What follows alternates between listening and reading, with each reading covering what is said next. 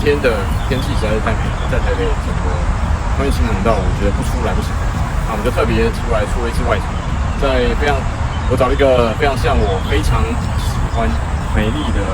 美国的小镇 Wisconsin 的 Pier 旁边 Fox River 的这个地方，非常像来拍一次外景。那今天我们要讨论什么呢？因为只有想不到没有知道。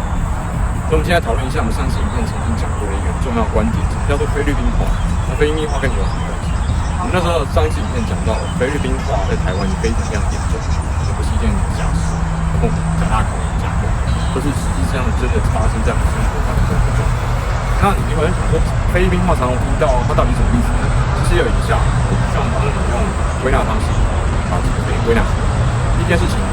菲律宾话它最明显就是这个国家的制度。法制不完善，而且伴随着法制不完善，它出现了很严重的贪污腐败，还有相关的这些家族人士代代的耕耘，一直不断的传下去。那菲律宾其实我记得有7大还是8大家族在统治整个菲律宾的群岛，因为它是一个岛屿国家。那台湾呢，其实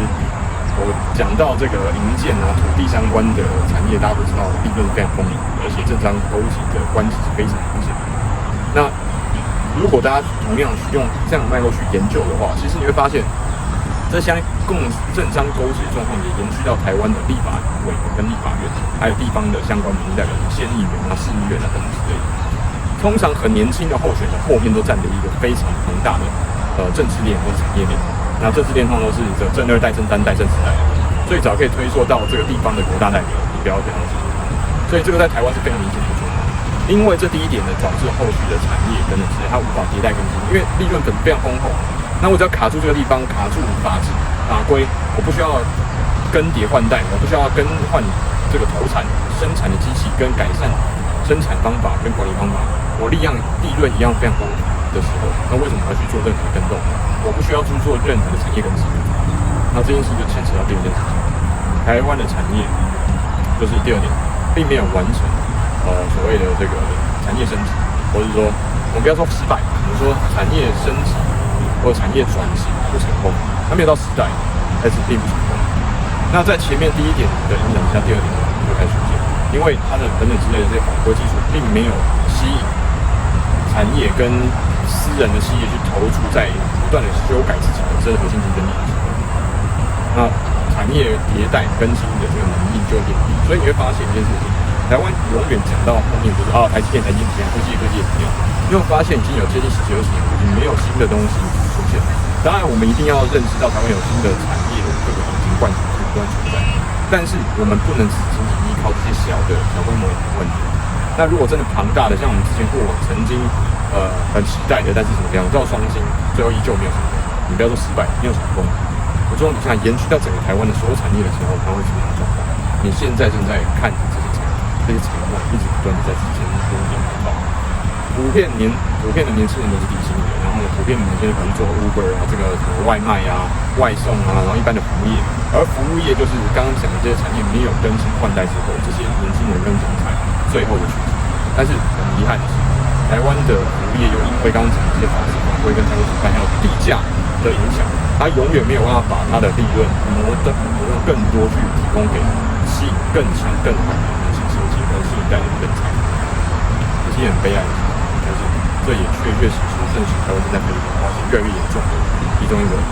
问题。那第3件事情呢，其实跟前面2个有关系，就是这个市场的规模很小，很浅碟。台湾已经够小，它是一个岛屿，对不对？那同样的状况也出现在哪里？更大的地方，甚至连日本都会出现这种状况。再小一点，像在南韩跟我们合作，菲律宾也不例外。那你会发现菲律宾是不是输出大量的人才到其他国家去赚取外汇？因为我发现你身边的人越来越多跑出国去外面找工作，无论是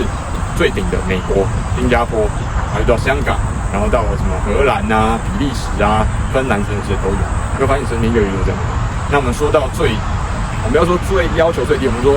它的入门槛比较低的就是澳洲打工度假，我想应该都耳熟能详这个东西。所以这个是非常明显的。这个因为我们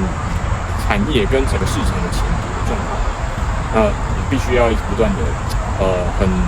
残酷的在一个这么浅碟的红海面前不断的竞争。那红海竞争大家都很清楚，最明显最清楚的状况就是利润的不断的下降，而且下降的速度非常之快。因为大家只要看到一个蓝海，就拼老命，隔壁也开，对面也开，什么东西都开，他就开一样东西。最明显的案例就是很久以前的乳酪蛋糕，然后蛋挞，然后最近的这种连锁产业，只要连锁哪一个品牌太突然出现有名气的一个东西，一个爆款的产品，它最清楚的，你看平常都在吃的、都在喝的这种鸡排、珍珠奶茶，我觉得那是一个很好的南海商品，我觉得应该大家都清楚知道。它除了是红海商品之外，它更惨的是它的粉。这是第三点，也是一个证实台湾正在菲律宾化很严重的第三点，就是前跌的一个发展。而且更麻烦的是，我们没有办法改变台湾前跌的市场，因为抗中保台嘛，那大陆的市场绝对不能为我们所用嘛，对不对？当然啦，你的颜色可能对的话，那当然还是可以为你所用，但是不好意思，颜色对不对，不是你我说了算，是某一些人说了算。这个今天不是讨论政治，我们就大家花手上各开一支。各自各表。那最后一件事情，也就是我刚刚已经提到的第四点，大量的年轻人口跟人才出逃海外，到各个国家。这个不是我说的，我想刚刚已经问过，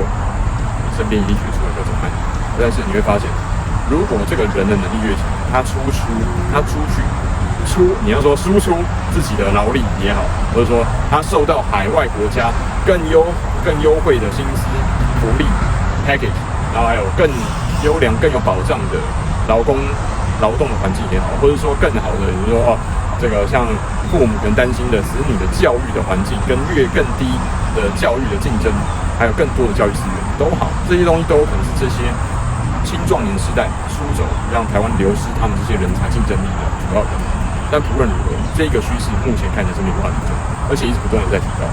我跟你提过一件事情，在上次影片前面讲到，你知道18岁到30岁的台湾人口里面，每一年有接近1.5万人到25000人的人口，就是不断在往澳洲这个地方去。而这一个状况看起来是没有太好转。还有你要注意一件事情，澳洲政府也没有为澳洲打工度假 （Working Holiday Visa） 设定一个申请人数每一年的天花板人数限制。洋鬼子其心非我之外，其心必异两个狼子野心。但是 anyway， 人家做得到这件事情，因为人家的环境跟劳动市场还有产业规模具备这样的竞争力，具备这样的吸引力。台湾可以吗？然后知道台湾的人口跟澳洲没有差多少，才差400-500万。那为什么人家可以做到，我们做不到？这个我们可以找各式各样的原因、各式各样的理由去解释这件事情。但是前提是国家依旧是中华民国是我们依旧可以做很多事情改善。但是为什么过了几10年到现在，台湾已经民主自由了这么久，但是我们的环境，无论是就业市场、工作环境、市场安全，还有对劳工的保障跟整体的产业的发展，依旧比不上这些我们所谓影响很久、很老牌的欧美的国家。这是我们需要去思考一件事情。然后在总统大选之后呢，